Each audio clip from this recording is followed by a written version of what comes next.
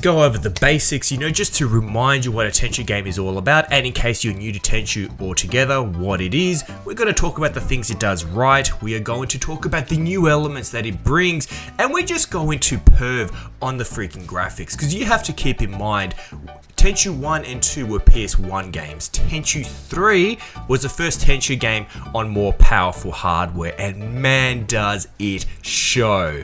Like, it is phenomenal, that sort of graphical leap. We may never experience that again between console generations, but back then, when you played the PlayStation 1, then you jumped to PlayStation 2, your little eyes were like massive, like manga style, like, oh my goodness, games can be this brilliant. This is everything I hoped, right? With that being said, let's get into it. So the Tenchu series is a third-person game. You run around, you can choose either Rikumaru, who is the male, or you can play as a Yame, who is the female, right? Third-person perspective, you can rotate the camera to an extent. Tenchu 3 is the first game where you can fully rotate the camera. We may take that for granted these days, but originally during the early 3D days, fully 3D rotatable cameras, they weren't quite figured out. A lot of the times you could only look at it a bit at the side. Now, you can move left, right, you have your sword, you have your blades, you attacked other fighters, and they're a bit hard to deal with. You can take on one-on-one, you can take them down, you have your normal attack, you have some hidden combos, and you have your block button, but that was about it. If you were ever confronted by more than one enemy, so if you had two, you were probably going to die. 3, you stood no chance, right? So to compensate for that, and this is the heart and soul of the Tenchu series, is all about stealth, because yes, fighting is hard and it's not recommended, but if you do a stealth attack, which is basically the equivalent of, think about a Mortal Kombat fatality, it is a one-hit kill with a awesome sexy animation that takes him out in one shot.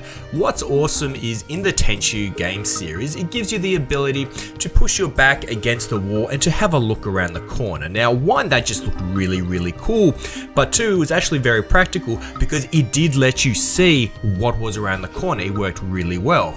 To execute a stealth animation kill, all you need to do was run up behind the enemy and simply press the attack button, which was the square, when you're close to them and they don't know you're there. Immediately a stealth takedown animation will occur. They looked really cool, they killed the enemy, and everyone loved it. What was also very clever is as the stealth takedown happened, you'd notice that the camera angle changed and so forth, so it made it feel quite cinematic. It was a very good choice. What was even a better choice is every single time you executed that same stealth animation takedown, the camera angle will dynamically change, so that way even though you're doing the same move, it always looked different, which was very nice. Another really nice touch was it would actually depend on the angle that you approach the enemy. So there was a different stealth takedown for if you got them on their back, if you got them on the front, or if you occurred to them on their side.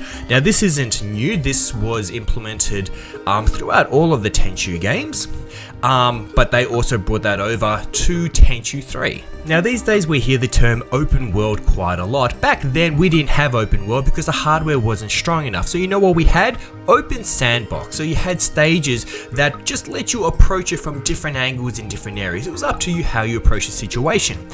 One element that Tenchu had, which was really clever, which was really cool, was you had a hook, right? You had a hook shot, which let you throw the hook on top of roofs, and it would let you fly onto the roofs, crouch down, sneak about feudal Japan on the roof, which was very ninja-like, which was very stealth. It was really cool, right? It really sold the experience to be a ninja, to be on the rooftops, looking down, seeing where the guards are walking before you drop down and did your stealth attack. Very satisfying stuff. And of course, you had a whole bunch of ninja tools. That can be tools to help you heal yourself. They can be tools so you can throw shurikens at your enemies, the spiky little things you throw at them like daggers. You could drop spikes on the floor so they could accidentally step on it. You could poison them with poison rice. You could throw literal equivalent to grenades at them. There was a lot of choices, right? If things went wrong and your stealthy attempts weren't quite so stealthy. Another thing which the Tenchu series has, which was very clever, is at the end of every single stage, so you had multiple stages, typically about 10, at the end of each stage you would be graded. How good a ninja were you? Now, if you were a klutz and you ran face face first, forward into the enemies, and you confronted them and you fought them that way, well, guess what? You're gonna get a bad rating, because you have to remember, you're a ninja. You're meant to live in the darkness. Ideally, you want to do stealth takedowns. You want no one to see you. In the occasion that you did manage to pull that off, guess what? You got the rating of Grandmaster, and Grandmaster is what you wanted. Every time you achieved Grandmaster at the end of a stage meant you got a Grandmaster reward, which was a unique item which you only got by being a Grandmaster Ninja. So that added some really good replay value, because it wasn't enough to simply beat the level. You want to get Grandmaster because you wondered what that special ninja item was going to be. Also, again, further replay value was the fact that from the start you always have multiple ninjas to choose from, Rikimaru or Ayame, and ever since Tenchu 2 you have the option of 3 ninjas. It may not look like it when you first play Tenchu 2, it just shows 2 ninjas, but if you beat the campaign mode with both ninjas, you unlocked a third one. Tenchu 3 was a lot less subtle about it. On the character selection screen, which I'll show you now, you can clearly see Rikimaru to the left, you can see Ayame to the right, and you can see another person with his back to you, right? You can't select him.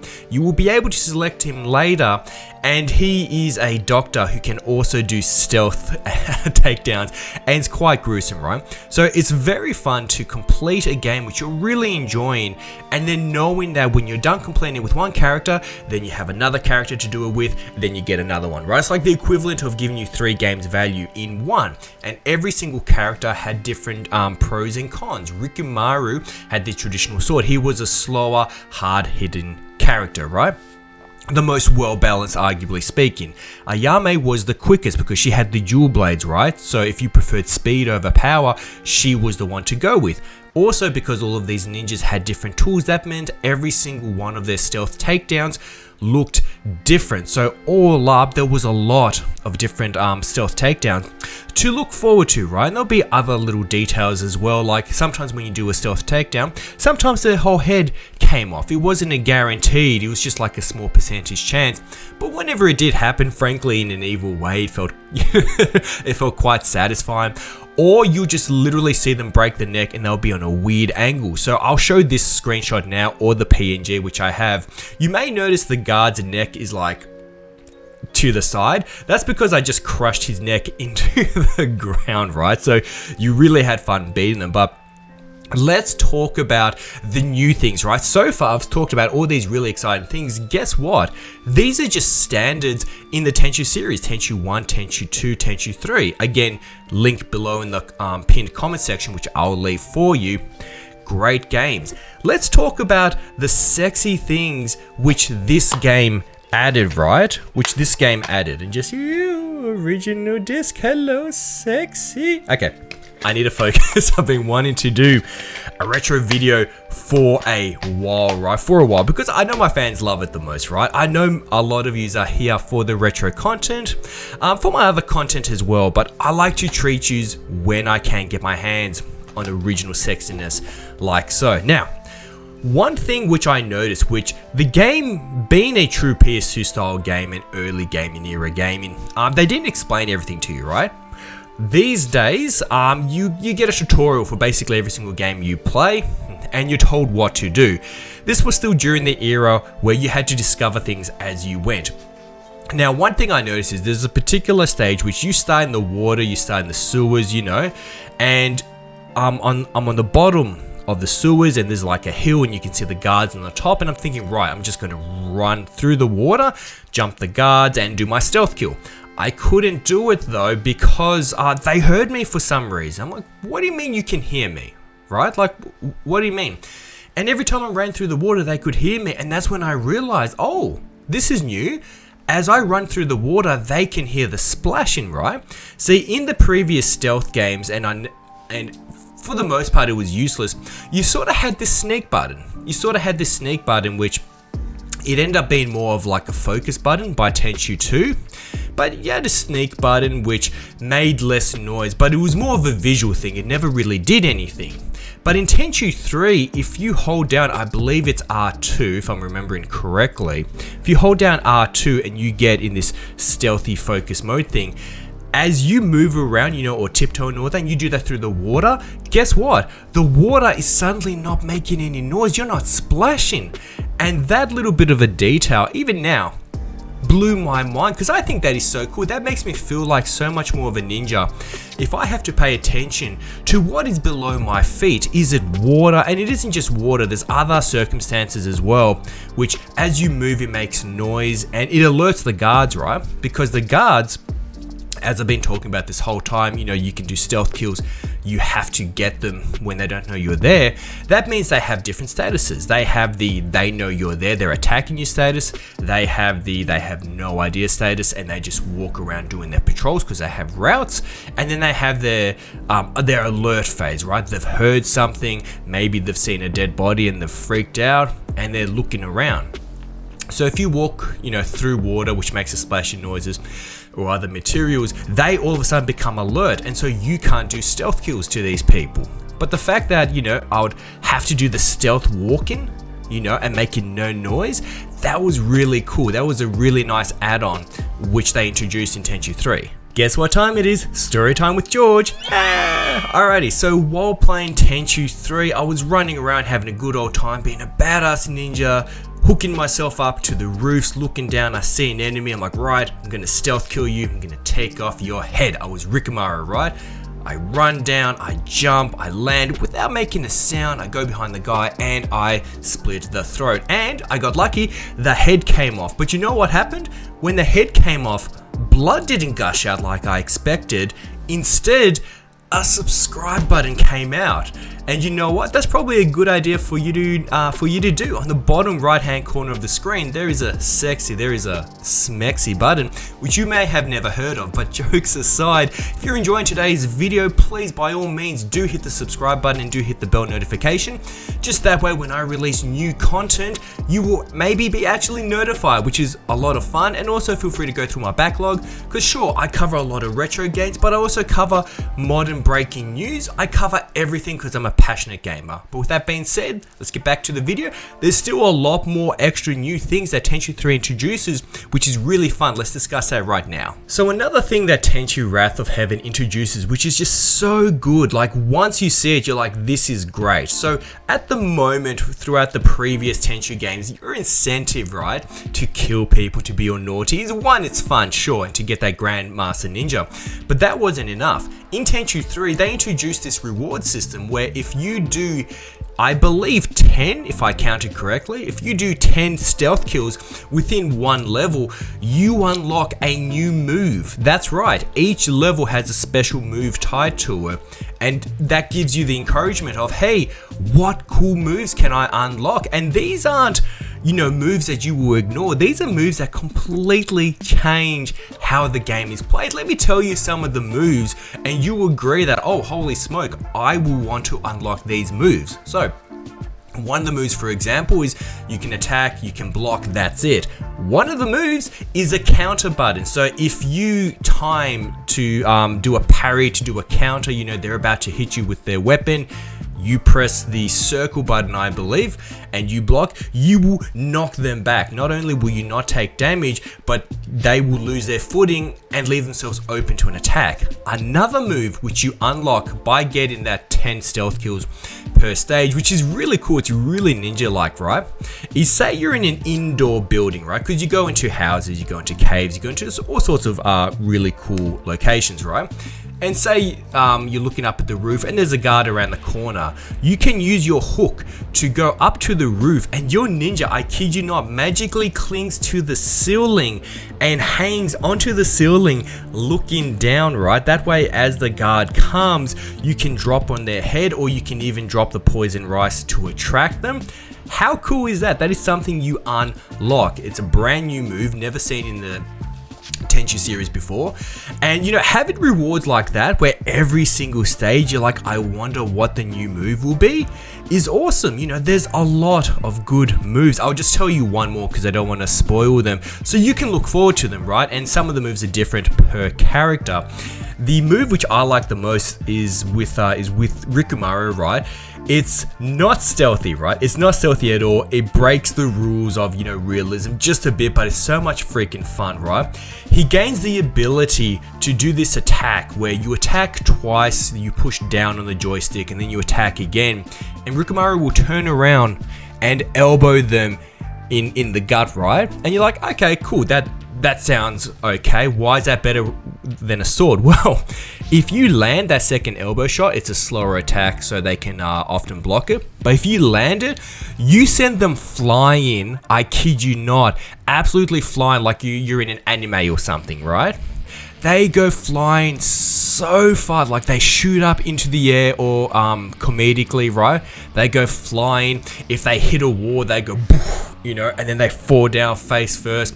It doesn't kill them or anything, but if you're being attacked by multiple fellow assassins or whatever the case being, guards, and you elbow one and you send him flying so far, like, it's so freaking cool that you're not mad, right? You're not angry. So yeah, very good implementation for them to put that in, right? Where you get your Grandmaster reward and you get to unlock new moves. Again, further replay value, because then you need to do that for all three ninjas. There is even a multiplayer mode. You heard that correctly. You don't get to play the game together, but you get to compete against each other. So as you go through your journey with all three ninjas, you come across, mini bosses and actual bosses and all these different characters, right? There is a multiplayer mode where you can choose the stage you want to fight in, right? You could pick like Rikimaru, or you could pick, one of the many bosses, that you fight across, all with different moves, or with different special abilities, or with like grab animations as well. Oh, which is another thing I forgot to mention, which is new to the series. If you, with any character, run up to the enemy, and they obviously haven't sliced you in half, and you press the block button in their face, it does a little cutscene where you do a grab animation. So Ayame, for example, will jump over them, knee them in the back of their head, and knock them out. For just a very short window. Rikimaru will pick them up, where you'll be able to walk around with them on you and then throw them onto what you want. But another really cool exclusive feature. But going back to this multiplayer mode, it's actually a lot of fun. I didn't grab any gameplay footage, but just imagine pretty much any character that you see in this game, right? Including the normal enemies. You can pick any one of them and just fight each other, and run around and jump on the roofs and try to stealth each other. And like, it's hilarious, right? Absolutely hilarious. Now I have to go back to the graphics, right? This game looks so freaking gorgeous. Like, yes, it was on more powerful hardware, and you know what? The developers took advantage of that. They brought their vision to life. Rikimaru looks so freaking cool. You can see the details of his hair, his clothing, looks awesome.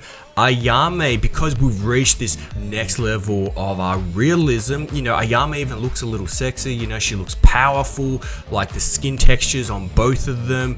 Like, you can tell that, gaming has reached this next level. Like PS1 and Nintendo 64, we were just grateful for getting 3D graphics, plural. We didn't care how blocky they were. And then you look closely at the details of these characters, you're like, wow, this is PlayStation 2?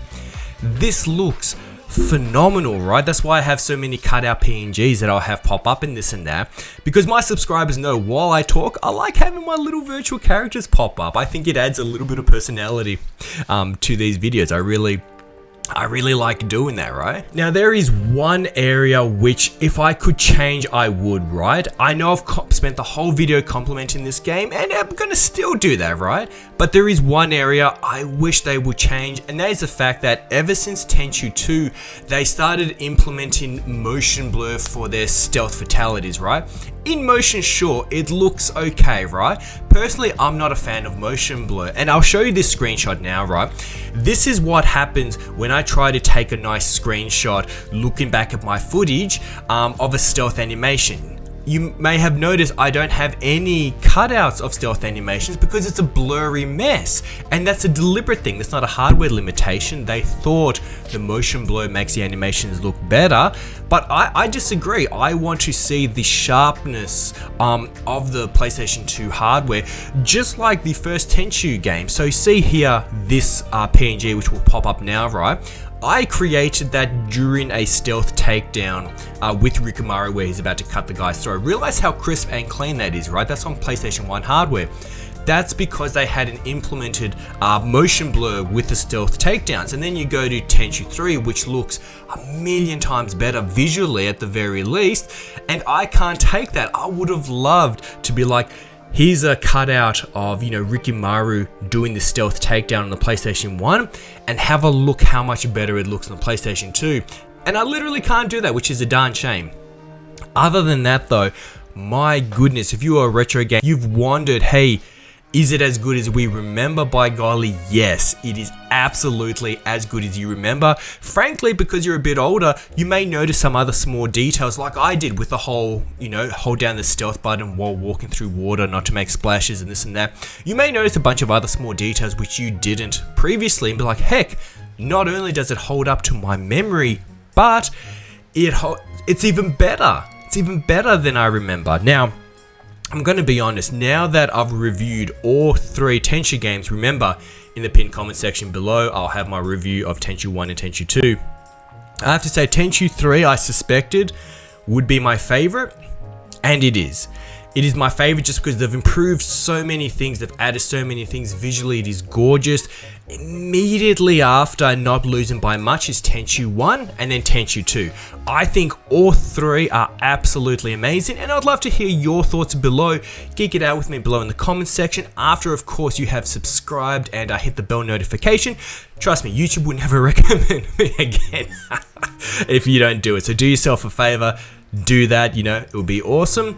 And with that being said, ladies and gentlemen, thank you so much for hanging out with me. You have a wonderful, wonderful, wonderful morning, afternoon, or evening, depending on where you all live on this big blue planet of ours. God bless you all, take care, and I'll see you for the next video here. Gaming my whole life, multiple videos every single week. Alright, bye-bye.